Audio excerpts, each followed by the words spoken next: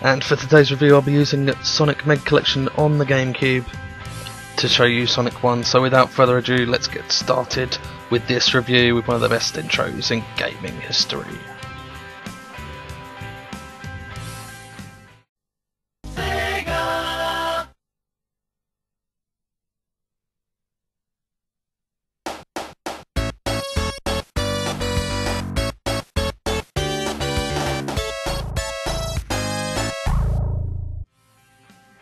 One of the greatest intros in video game history. This is Sonic 1, one of the most influential games to the 2D platform genre. Mario was around, didn't look this colourful, didn't sound this good. Sonic burst into the scene in bright blue, speeding along. One of the more interesting things, especially about this level, if you look at the background, it's got about 2 or 3 layers moving from left to right to give you a sense of depth. Here's another example of speed. You can roll into a ball, roll down a hill, bang, get some rings. You get various power-ups in this game, including speed boots and invincibility. Now there are 3 acts to each zone. This Starlight Zone, one of my more favourite zones. There are 6 zones to progress through. At the end of each you'll fight a boss, but we'll go into that later. The music in this game is immense and you'll hear me mention it a lot in Sonic games, so let's take a little listen.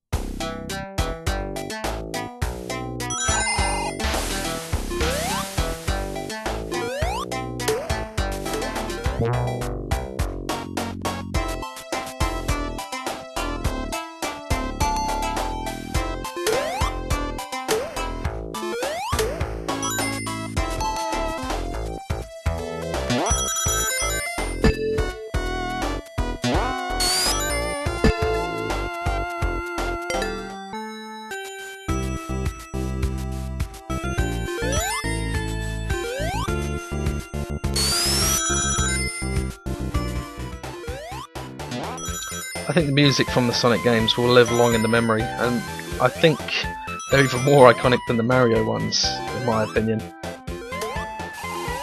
Vibrant, fun, probably my favourite series of 2D platform. And now, I mentioned earlier special stages. I'm going to show you how to progress to the special stage. I did not like the special stages in this game as a checkpoint.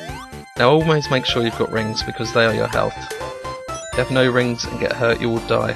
But to progress to the special stage, you have to have 50 rings by the end of the level. And as you pass the turnstile, a ring will appear, jump into it. Now these special stages, I didn't like too much because I wasn't that good at them. But if you don't get all the 6 emeralds by the end of the game, this happens after the credits. It's taunting you to play again. It's a game worth playing again. Other memorable bits in the game include running away from lava, as I'm about to show you, but I did not care much for this zone.